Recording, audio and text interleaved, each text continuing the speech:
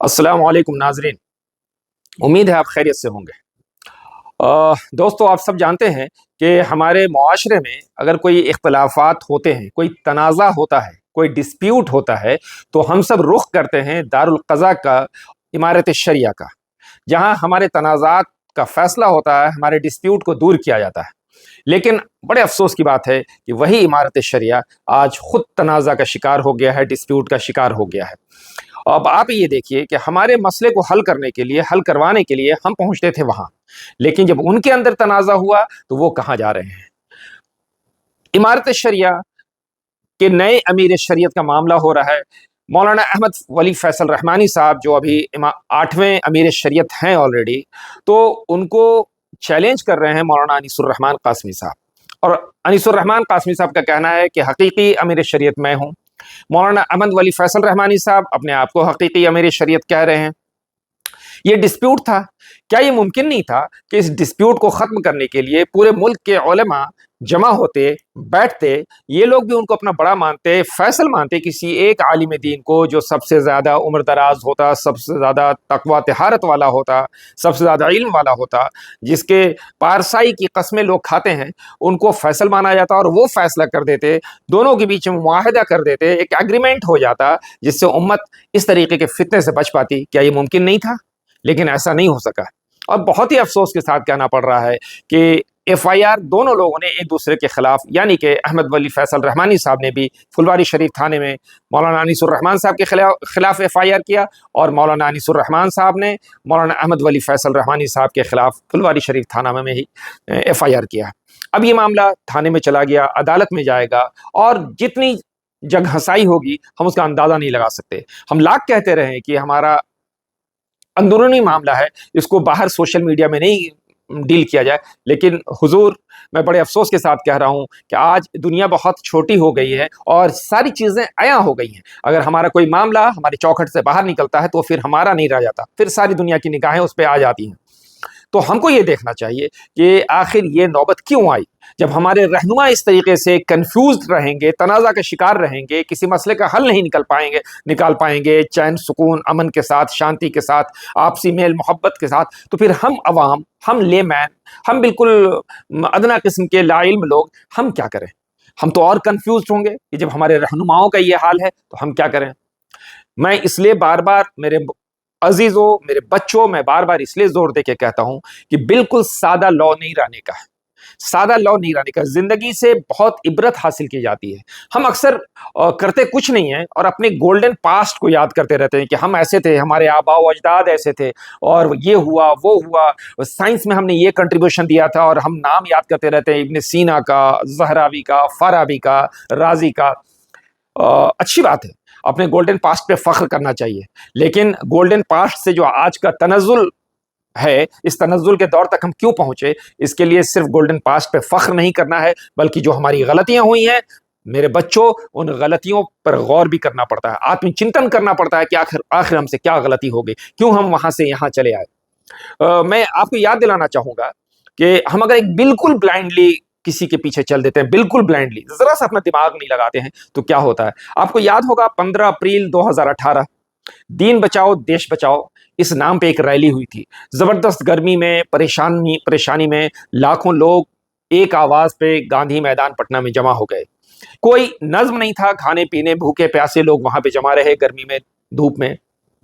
क्या हासिल हुआ? शाम होते होते उम्मत की उस कुर्बानी का सौदा कर लिया गया एक MLC की सीट पे। क्या हासिल हुआ? हमको यह सीखना होगा कि हम कम से कम अपने रहनुमाओं से सवाल तो कर सकें कि भाई, आपके पास विजन है, हम इस पस्ती में हैं, हमको इस पस्ती से निकालने का आपके पास कोई लाहे अमल है, कोई नक्शा है, कोई रोड मैप है, तो आप काइंडली हमको बताइए तो सही। वो रोड मैप शेयर करेंगे, आवाम से शेयर करेंगे, और अगर उनसे गलती हो गई, उन्होंने एक खाका बनाया था, इंसान है, गलती हो सकती है, अगर उन्होंने खाका बनाया उसमें गलती हो गई तो फिर उम्मत के सामने आके कहना तो होगा, भाई हमने ये एक रोड मैप बनाया था, हमें ये लग रहा था कि इससे उम्मत के हालात बेहतर होंगे, लेकिन हमारा वो स्टेप गलत हो गया, हम माजरत खां। ये तो कर सकते हैं, ये भी नहीं करते हैं, फिर अगली बार امت کا استعمال ہوتا رہتا ہے، اور یہ استعمال ہم مسلسل کرتے چلے جا رہے ہیں۔ آپ کو اور ہم کو، ہم بھی اسی امت کا حصہ ہے نا، ہم کو غور کرنا ہوگا کہ ہم جو کچھ کر رہے ہیں اس سے ہم کو فائدہ ہو رہا ہے یا نقصان ہو رہا ہے، ہم کہاں چلے گئے۔ میرے عزیزوں، میرے بچوں، میں اپیل کرتا ہوں کہ گولڈن پاسٹ پہ صرف فخر نہ کرو، بلکہ احتساب کرو، کبھی غور کرو۔ تاریخ عبرت حاصل کرنے کے لیے بھی ہوتی ہے، تاریخ سے عبرت بھی حاصل کیا جاتا ہے کہ کیا غلطی ہم سے ہو گئی تھی، اس غلطی کو دور کریں ہم، اور ایک نئے سرے سے نئی دنیا بسانے کی کوشش کریں۔ ہم ہمیشہ یہ کہتے ہیں کہ فلانے کی سازش اس نے ہمارے لیے خلاف سازش کر دیا۔ میرے بھائی، ہم جن کو دشمن سمجھتے ہیں وہ دشمن ہیں کہ نہیں، میں ابھی اس پہ بات نہیں کر رہا ہوں، لیکن اگر جن کو دشمن سمجھتے ہیں تو پھر ان کا تو کام ہی ہوگا سازش کرنا۔ عقل مندی تو یہ ہونی چاہیے کہ ہم اس سازش کو بر وقت پہچان لیں اور اس کے خلاف ایسا لائے عمل اختیار کریں جس سے وہ اپنی سازشوں میں ناکامیاب ہو جائیں، اور ہم اس سازش سے، اس چکرویوہ سے سفلتا پوروک کامیابی کے ساتھ باہر نکل جائیں۔ ہم کو تو یہ کرنا ہوگا نا، لیکن وہ ہم کرتے نہیں ہیں۔ یہ جان لیجئے کہ اس طریقے کا کوئی بھی قدم اٹھانے کے لیے سب سے زیادہ ضرورت جس چیز کی ہے وہ علم کی۔ اگر علم نہیں ہوگا تو کریٹیکل انالیسس کی صلاحیت نہیں آئے گی، کیا چیز ہمارے لیے صحیح ہے کیا غلط ہے اس کا فیصلہ کرنے کی صلاحیت نہیں آئے گی، پھر ہم اور میں آپ کو بتا دوں، قرآن آپ کو کہتا ہے علم حاصل کرنے کے لیے، قرآن غور کرنے کے لیے کہتا ہے، قرآن اس پوری کائنات پہ غور کرنے کے لیے کہتا ہے۔ قرآن سورہ بقرہ میں آیت 247 پہ کہتا ہے کہ اللہ پاک یہ بادشاہت، یہ لیڈرشپ انہی کو دیتا ہے جو جسم کے اعتبار سے بھی اور علم کے اعتبار سے بھی مضبوط ہوتے ہیں، انہی کو ملتا ہے۔ ہم جسم کے اعتبار سے بھی کمزور ہیں، جسم کی تعویلات میں آپ سب کچھ کر سکتے ہیں، جسم کا مطلب طاقت، اس طاقت کے علاوہ اور ساری طاقتیں، اس میں بھی کمزور ہیں، اور علم کے اعتبار سے بھی کمزور ہیں۔ تو میں پھر آپ سے اپیل کروں گا میرے بچوں، اپنے وقت کو ضائع نہیں کرو، اپنے وقت کو سنبھالو، سجو کے رکھو اور علم حاصل کرنے میں لگو۔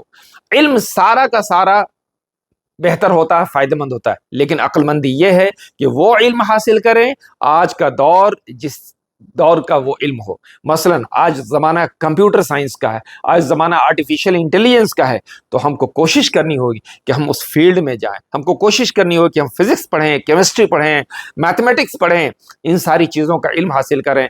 یہ علم حاصل کریں گے تبھی تو پھر ہم دنیا کو کچھ دے پائیں گے، ورنہ آپ غور کریں، آپ اپنے جسم پہ دیکھیں کہ جو چیز آپ استعمال کر رہے ہیں، اپنے کمرے کے چاروں طرف نگاہ دوڑائیے، اپنے کمرے میں جو جو چیز آپ پائیں گے، آپ زندگی میں جو جو چیزوں کا استعمال کرتے ہیں، اس میں سے کون سی چیز ایسی ہے جو ہم نے دیا ہے دنیا کو؟ نہیں۔ آپ جس موبائل پہ اپنا سارا دن گزارتے ہیں وہ موبائل آپ نے نہیں دیا، جو گھڑی پہنتے ہیں وہ آپ نے نہیں دیا، لائٹ، بجلی، پانی، پیٹرول، سارا کچھ دیکھیے کہ آپ صرف ایک کنزیومر کا رول پلے کر رہے ہیں، دینے کا نہیں۔ تو پھر سے اپیل کریں گے کہ حالانکہ دیر بہت ہو چکی ہے، لیکن نا امیدی کفر ہے، تو ایک نئی امید کے ساتھ اپنے آپ کو ایک تپسیا میں ڈال دیں، دنیا کے لوازمات سے اپنے آپ کو ہٹائیں اور علم حاصل کرنے میں لگ جائیں۔ یہ علم ہی ہے جو آپ کو اندھیرے سے نکالے گا، پستی کے گڑھے سے نکال کے کامیابی کی سیڑھیاں طے کراتا ہوا منزل تک پہنچائے گا۔ اس علم کو حاصل کرنے میں لگ جائیں، خوب پڑھیں، خوب پڑھیں، کریٹیکل انالیسس کی صلاحیت پیدا کریں، تو علم سائنس ہی پڑھیں۔ اور اسلام منع نہیں کرتا، اسلام صرف یہ کہتا ہے کہ خوب اپنے دماغ کا استعمال کریں، کیوں ہوا، کیسے ہوا، کب ہوا، کیسے ہوگا، یہ غور کرتے رہیں، لیکن شریعت کے حدود میں۔ شریعت آپ کو یہ بتاتی ہے کہ دماغ کا استعمال کرنا ہے، کتنا کرنا ہے یہ بھی بتاتی ہے۔ اس پوری کائنات پہ غور کر کے آپ یہ تو تلاش کر لیں گے کہ بے شک اس پوری کریشن کا کوئی کریٹر ہے، کوئی بنانے والا ہے، کوئی سسٹینر ہے جو مینٹین کر رہا ہے ساری چیزوں کا، لیکن پھر اس کے بعد شریعت آپ کو وہاں پہ روکتی بھی ہے کہ پھر خود خدا کی ذات میں کتنا غور کرنا ہے یا نہیں کرنا ہے۔ تو دونوں کا بیلنس چاہیے۔ قرآن کو ترجمے کے ساتھ پڑھیے، بیسک نالج اپنے پاس لائیے، اور سائنس کا نالج بھی، آج وقت سائنس کا ہے، سائنس خوب پڑھیے، فزکس خوب پڑھیے، کیمسٹری پڑھیے، میتھمیٹکس پڑھیے، کمپیوٹر سائنس پڑھیے، ان ساری چیزوں میں علم حاصل کیجیے، غور و فکر کیجیے، اور پھر انشاءاللہ امت کا درد آپ کے پاس رہے گا تو انشاءاللہ راستہ نکلے گا۔ اللہ سے امید کرتا ہوں کہ اللہ ہم سب کو صحیح راستہ دکھائے گا، اللہ ہمارا اور آپ کا، ہم سب کا حامی و ناصر ہو۔ جزاک اللہ۔